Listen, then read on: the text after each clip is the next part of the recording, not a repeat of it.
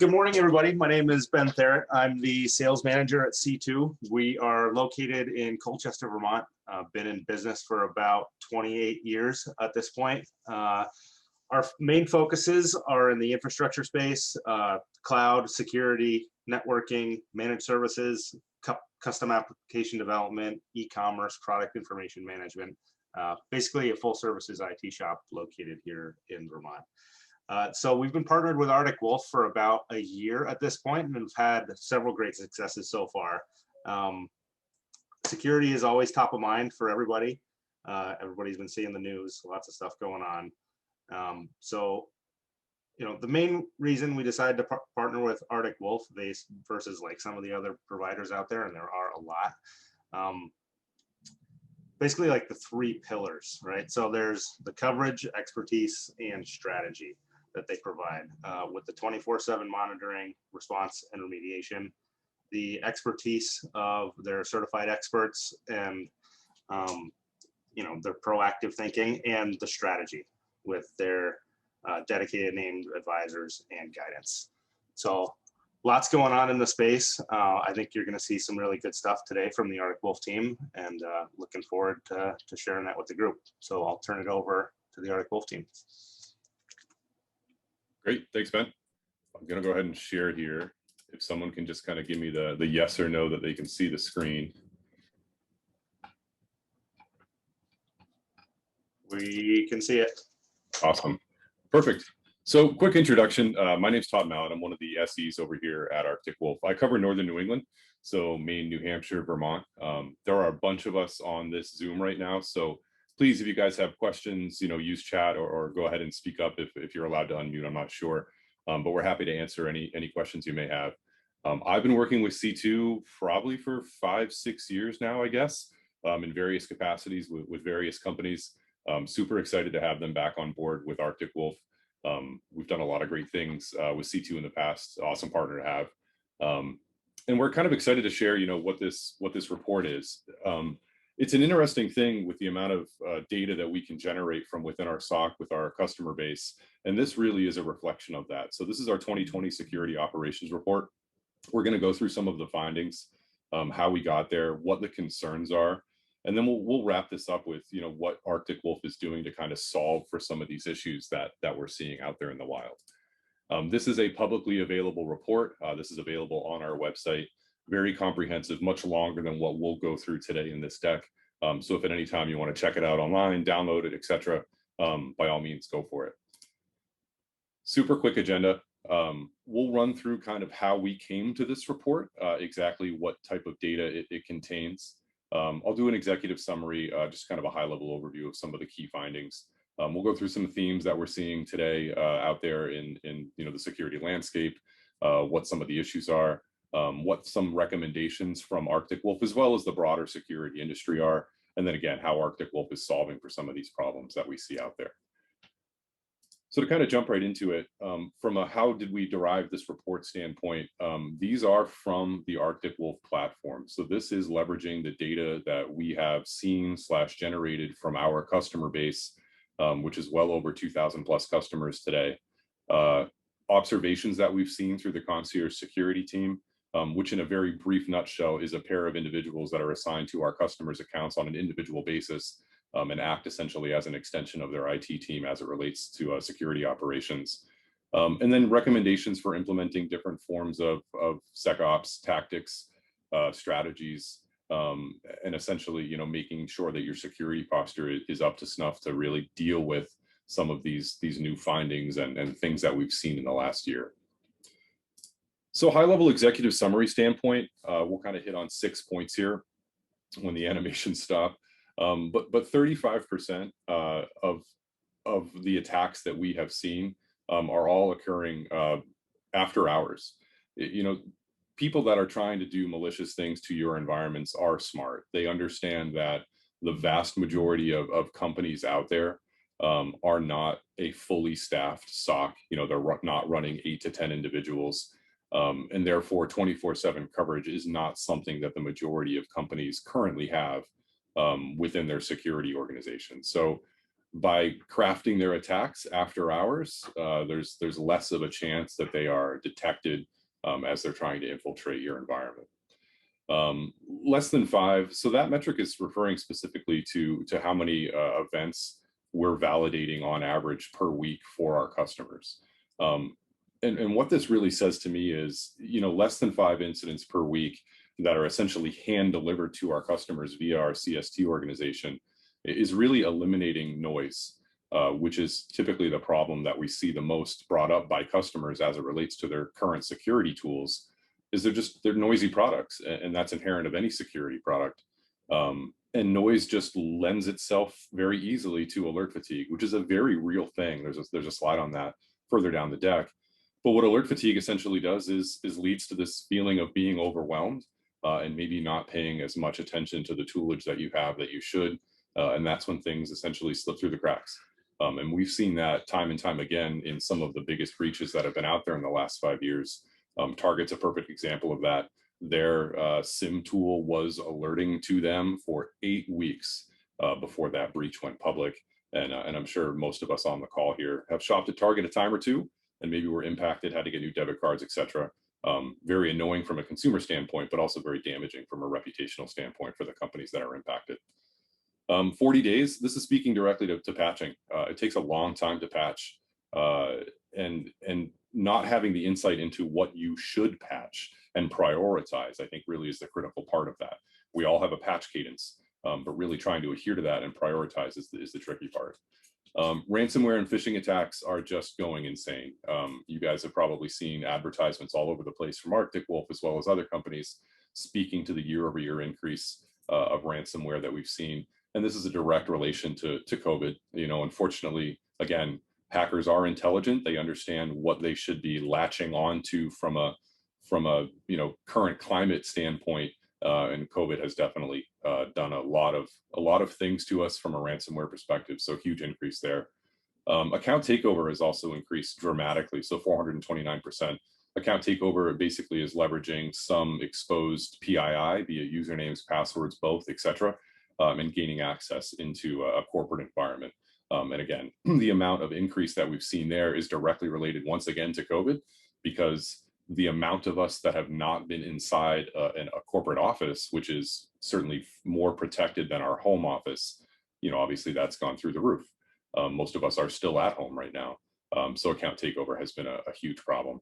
And then the amount of devices that are connecting to open wireless networks has increased by 243%. This can be your home network if you're not securing it properly. This can be, a coffee shop, what have you. But that's been a huge increase. And again, that directly correlates, I think, back to that previous one of account takeover. We're entering username and passwords. We're doing it on unsecured networks. Those types of things can be visible to malicious attackers and leveraged to gain access into corporate environments. So that's super high level. We'll jump into these a little bit more individually.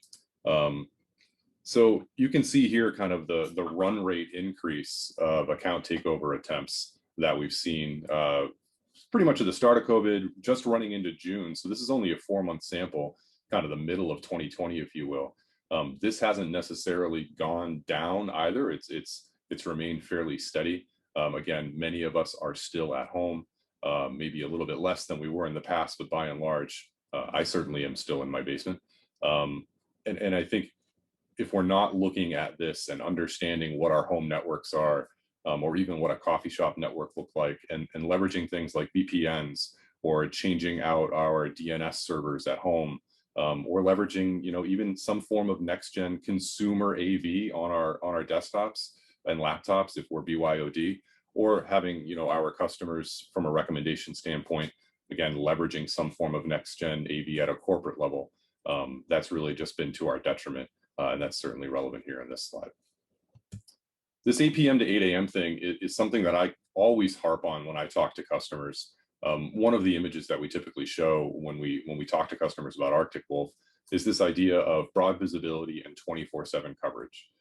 For me, when you think about 24/7 coverage and we show an icon on the screen, it's the immediate no-brainer. No one really second guesses, yes, I should have this 24/7. But when you unpack what 24/7 would mean to the business from a financial standpoint, or from a head count standpoint, you're talking 8 to 10 individuals to run a 24/7 security operations center. And for most of us, just the financial ramifications of that are completely untenable.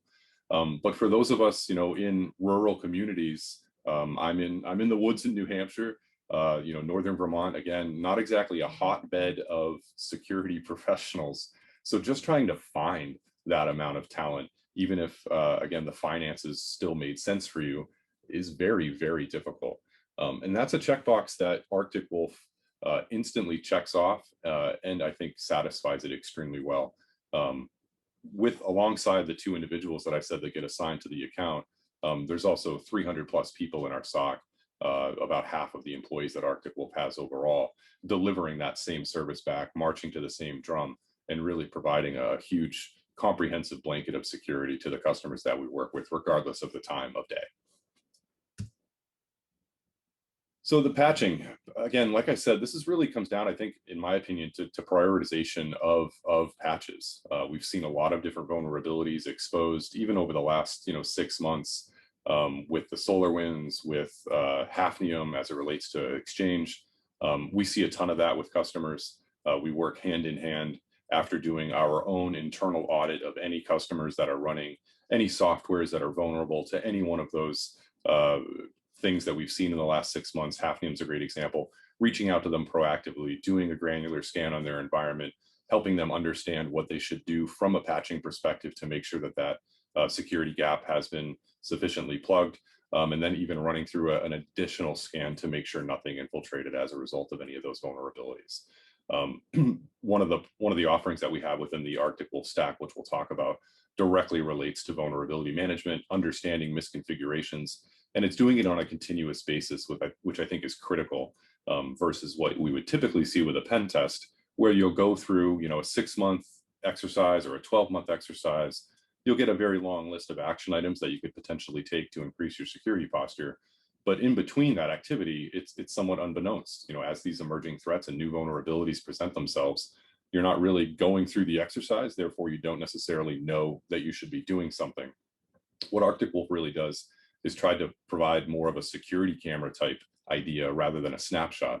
So we're on top of any emerging vulnerabilities and misconfigurations that are out there, and alerting customers and assisting you guys in again, preemptively hardening the environment to make it more difficult to infiltrate in the first place. So a little bit more on phishing.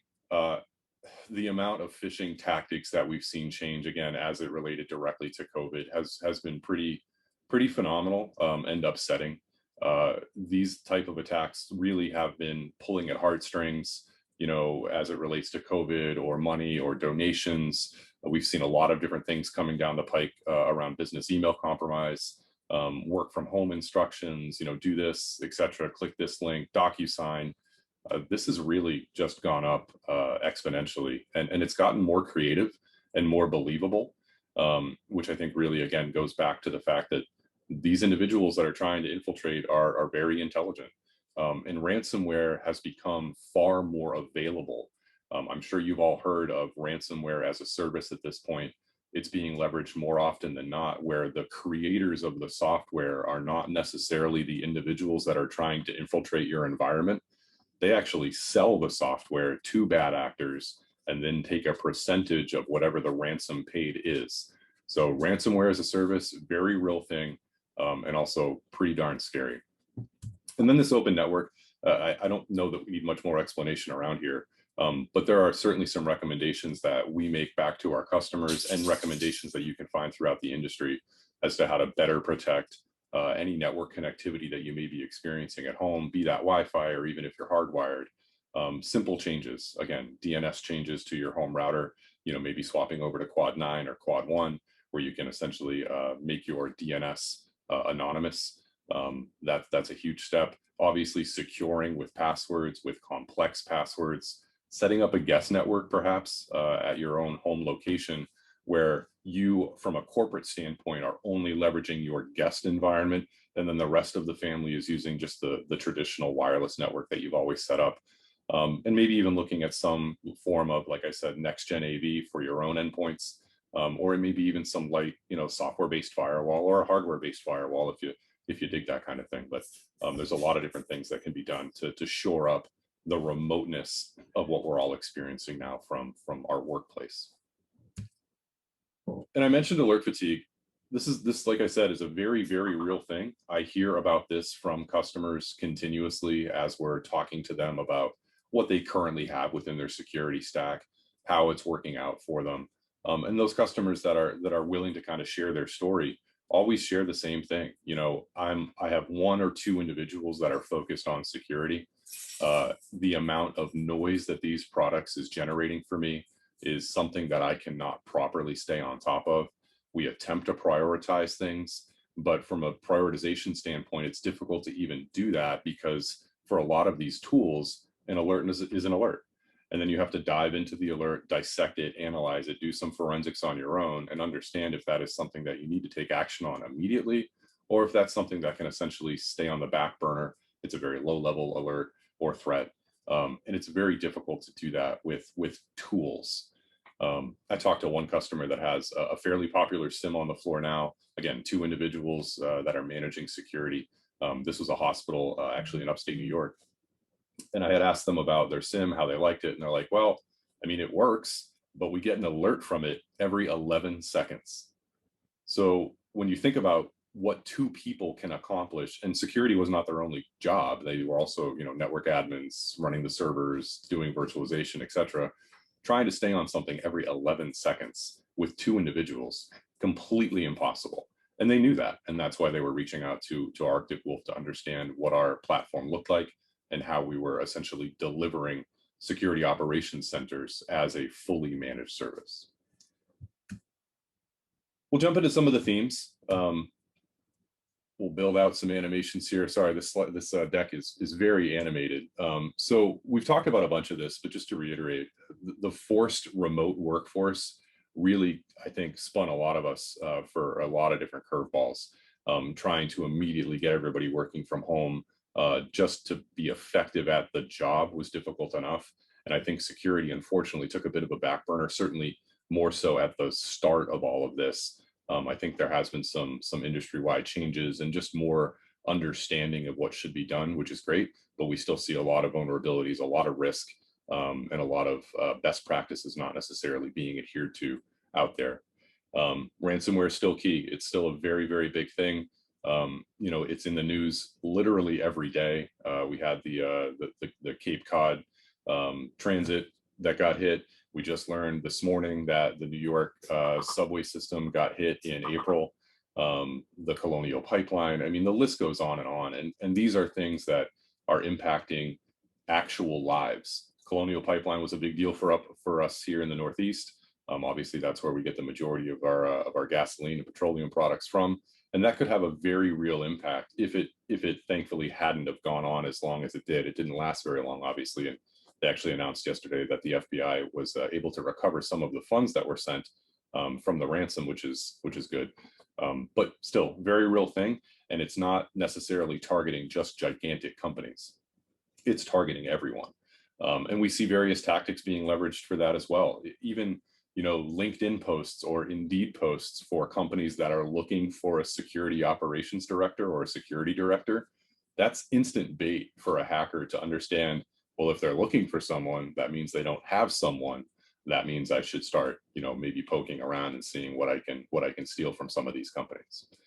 Colonial Pipeline is actually a perfect example of that. They had job postings for a security lead within their organization. And that was one of the catalysts, I think, for them being looked at. Traditional patching timelines no longer acceptable. Again, I think that's something of a no-brainer, but it's very difficult to implement and achieve and properly do within an organization because it's a big lift. Patching is not something that's quick.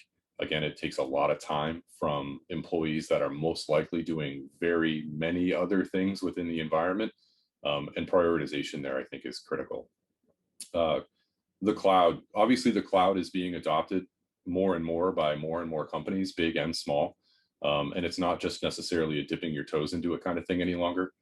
We've seen a lot of O365 adoptions, a lot of maybe secondary, tertiary type workloads being leveraged in the cloud now. And it's new. Standing up an Azure or an AWS environment is very different than standing up and maintaining a VMware or a Hyper-V environment. And even sometimes the factory defaults lead themselves to misconfigurations or vulnerabilities as it relates to infiltrating the cloud. Those are types of things that we're advocating our customers to want to pay attention to. The cloud did a great job at creating a couple misconceptions, I think, initially, and even those are still out there today. And I think the biggest one as it relates to Arctic Wolf is that the cloud is always more secure. And that is not necessarily the case by any stretch. So we want to be looking at cloud, helping customers understand what they should be doing from a configuration standpoint, and then also monitoring any workloads that exist up in that cloud. And then remaining vigilant in account takeover attacks. So Arctic Wolf is doing continuous dark web and gray web scans against any number of domains that our customers provide to us. And we're looking for any exposures of PII that may be floating around online, usernames and passwords. We're able to ascertain if that password is available in plain text or if it's encrypted. And even if it is encrypted, we can also look further and see if that level of encryption is maybe something that's easily defeatable or if it's something that's fairly strong. And we can also oftentimes pinpoint exactly what breach that PII was exposed from. Oftentimes that's not possible because of how many times this data gets bought and sold on the dark web, but sometimes we can pinpoint exactly where it came from, and then again make recommendations back to our customers on what they can do to, potentially safeguard against this happening in the future, with exposures of company credentials. So we'll get through some recommendations. I think, establish monitoring and detection depth across your entire environment. This is our broad visibility mantra. We are not focused on just your endpoints. We are not focused on just your network or just your cloud. We are focused on absolutely everything that you have within your environment. And broad visibility, in my opinion, is absolutely critical for having a true understanding of our customer's environment. But I think more importantly, being able to correlate data against every source that you have in your operation. Looking, pivoting within our tools, within the SOC, et cetera, understanding exactly the levels of proliferation that a threat may have had within the environment. That's a huge benefit to the customers that we work with, again, because we're not focused on a single silo of your environment. We are looking at the entire thing end to end. And that's very powerful for the customers that we work with as well, because that allows us to make recommendations on all of it rather than, you as the customer having to work with 3, 4, 5 different products or tools to create your own understanding or your own correlation. And it really just, again, provides a very comprehensive umbrella of a security strategy. So develop and implement response and service levels. SLAs are very important. Ours are completely customizable. We work with our customers to understand exactly what it is that you need to have from Arctic Wolf, what you're prioritizing, perhaps a P0 type event where we would wake you up at 2 a.m. on a Saturday versus what you consider a P1 or a P2 or just a more of an informational type of an incident. And we work to tailor that to, again, make this solution exactly what it is that you need out of it. We are very much not cookie cutter in our design or how we implement on a customer by customer basis. False positives. I mean, obviously these are the bane of the majority of security tools existence, because they still require research. They still need you to go validate that they are actually a false positive. And that takes time, and time oftentimes is money. And again, with the amount of staffing shortages that we see out there in the security world, we don't have a lot of time to do that. So that's something that Arctic Wolf certainly solves for with the way that we're running our observation pipeline. We are validating that false positives are indeed a false positive, and not generating that level of noise back to you that you have probably become accustomed to with some of your current tooling. Cybersecurity exercises, I think these are very important. This refers to pen testing, the tactical part of this, red team, purple team, et cetera, executive tabletops, really just kind of, running through a scenario in which you can practice the strategies. Arctic Wolf will assist you in designing those, run through different types of playbooks if you'd like to. We are not necessarily the pen testers, but we can absolutely make some recommendations based on, if you're not using one or if you need some help finding somebody that can do a good job at that. And we'll work with those individuals as well. We want this to be very much a partnership type of an idea. rather than us just filling up your email inbox, for example. And then threat intelligence. We have our own threat intelligence that we leverage at Arctic Wolf based on, again, the 2,000 plus customers that we have leveraging our SOC. But on top of that, we're running around a dozen additional threat feeds. So when you think about the amount of threat intel that really is, it's a very comprehensive, again, umbrella type scenario where we're able to look at multiple feeds, validate things as they come in, identify false positives, maybe even flip over to a false negative, and then work with yourselves, your team, et cetera, and assist in remediation of whatever occurred from a threat standpoint within the environment. And then lastly, vulnerabilities. Big deal. We've talked about this a lot. Understanding what they are, prioritizing them, and then giving you exactly what you would need to patch said vulnerability to increase your security posture, and just make the security of your environment overall better. So really quick, I just want to jump into exactly how it is that we're solving this. And I'll build this slide out. This is a depiction of the Arctic Wolf platform. One of the big things that we do here is leverage your existing security investments. So this can be AV, firewalls, cloud products, all sorts of different things. And we directly integrate those with the Arctic Wolf platform. What this does is kind of twofold. It means you do not need to rip and replace in order to leverage Arctic Wolf. We are not going to make product dictations back to you as to what we're compatible with. The second thing it allows us to do is leverage that telemetry that those products are generating to enrich what we're doing. When it comes to security, more is more. So we want to port all of those different tools, AV, firewalls, et cetera, that you guys are leveraging and use them in our SOC to do what we do more complete. The SOC that we have is our own IP. And I think this is a huge distinction and differentiation with Arctic Wolf. This is our own people, our own process, completely North American based. We've developed our own SIM tool under the covers. As I mentioned, we have our own our threat intelligence, and we leverage around a dozen additional ones on top of that. And what this means for us and for you is that we can customize this platform to suit any individual customer's requirements rather than having, like I said, that cookie cutter mentality where one size fits all. We're very much not that. It also makes it so we can improve the platform. We can add different features into the platform, as well as ingest customer feedback on how to make it better. Again, case by case, or maybe it would be overarching feedback and how we can build it. It just really means that we're beholden to no one, and we're very, very agile. This is a cloud-based platform, was built for AWS at the beginning. So this was not something physical, for example, that was ported over and then made cloud compatible. This was always a cloud idea to begin with.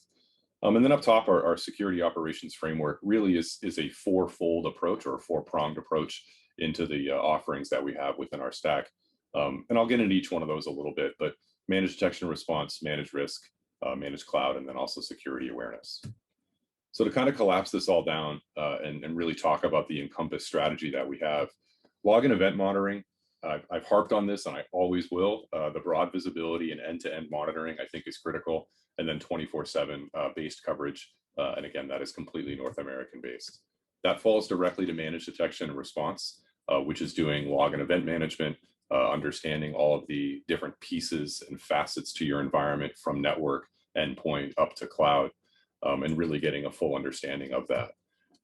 One of these metrics that I usually concentrate on is 70% of new customers that we bring into Arctic Wolf, we immediately find some level of existing threat or latent threat in their environment.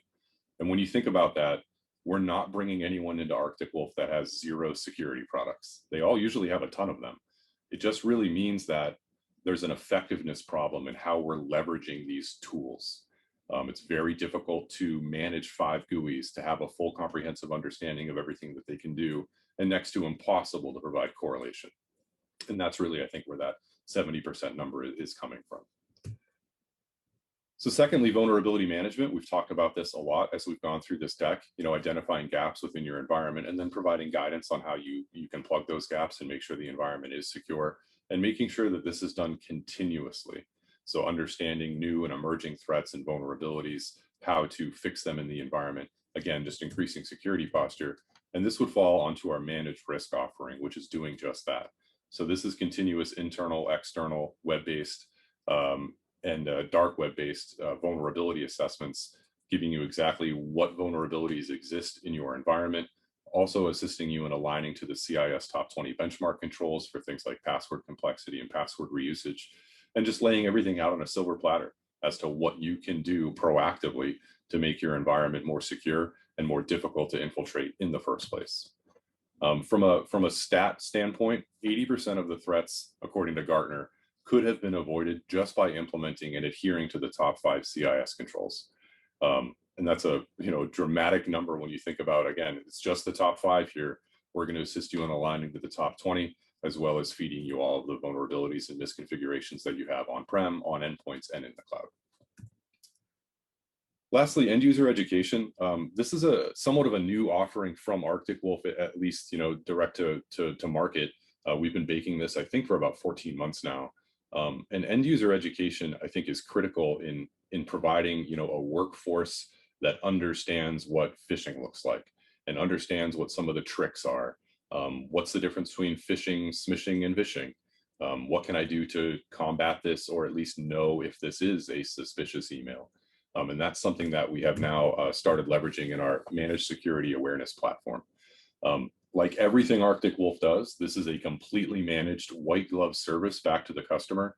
And I think historically speaking, with security awareness type training, the burden has been, I have this gigantic catalog of content that I now need to curate and present back to my end users. And how do I do that? How do I find the time? How do I make it relevant?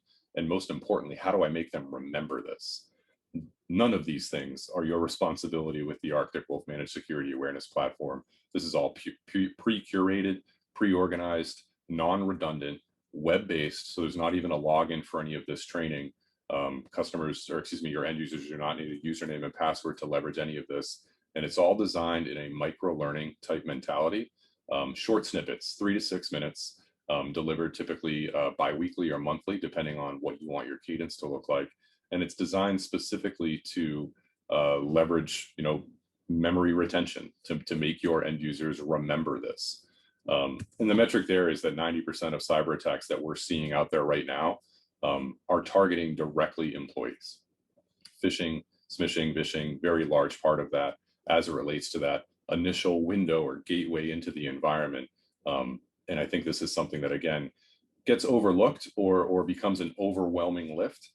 So Arctic Wolf has created managed security awareness to assist customers in that as well.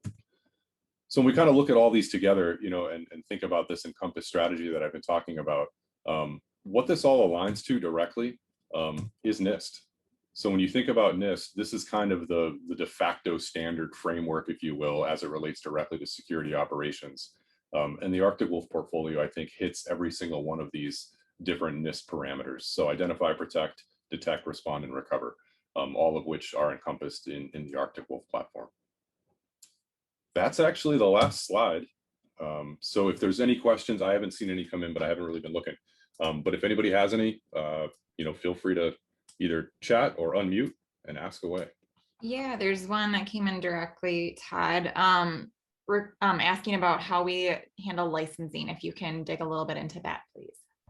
Yeah, so licensing, I think, historically speaking, has been very complex. Arctic Wolf really kind of did a 180 on the licensing philosophy, and we really only look at 4 things when we license. We look at the number of knowledge workers that a company has, and knowledge workers to us are users that are generating some level of telemetry that we need to be taking a look at. So we license the users that way. And then servers, so that can be physical hosts, still running a workload, your virtualized guest VMs, Hyper-V, VMware, et cetera, and then cloud workloads that you're running in Azure or AWS. Typically an easy number to pinpoint, but that's how we would license servers. Next, we would look at any SaaS applications that you guys are running, and we license a limited amount of those from an actual licensing perspective, but we protect many more than we license. Currently today, from a licensing standpoint, it's O365, Salesforce, G Suite, I think Google Workspace is what they call it now, and then Box. We're also adding compatibility for Workday as well as Dropbox for SaaS monitoring. So we would simply look for a number of users you have licensed for any one of those SaaS applications, add that into licensing. And then finally is sensors. So a part of this whole comprehensive puzzle, if you will, is your physical locations. They have a lot of gear, a lot of hardware, end user servers, etc. And we leverage a physical 1U appliance we call a sensor on-prem at those locations that have their own independent point of internet egress, and those are licensed as well. All of this is licensed, so this is all an operational expense. Nothing from an Arctic Wolf perspective is typically ever capital, which makes a lot of sense when you start thinking about, you know, something of a service or a subscription, which is exactly how Arctic Wolf is offered up. So that's kind of the licensing in a nutshell. Scoping is very easy as a result of this. Usually takes 5 to 10 minutes on the phone with a customer to go through a full scoping exercise, understand exactly what Arctic Wolf would look like, you know, for your environment.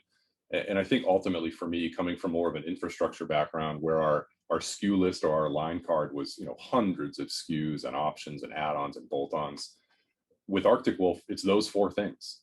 So not only does it make sense, but it's also predictable from an ongoing standpoint. You're always going to know roughly how many employees you have. You're always going to know roughly how many servers you have, so on and so forth. So you're never going to be staring at Arctic Wolf and looking at it like an old school cell phone bill where you just cannot decipher what it is that you're looking at. It's very predictable, very understandable. And I really like what they've done with it. Again, coming from more of an infrastructure background, which was complexity to the 9th degree. This is extremely simplistic, easy to scope, and easy to understand. Thanks, Todd. That's all that's coming. Awesome. So I will stop talking. Ben, I don't know if you have anything to add to wrap it up, buddy, but I am good on my side, sir. Yeah, thanks, Todd. Great stuff. Thank you for everybody attending. We have recorded the webinar and we'll be sending it out if people want to review longer. And we will be reaching out to see if you want any more information. So thank you very much. Thanks all. Thanks, everybody.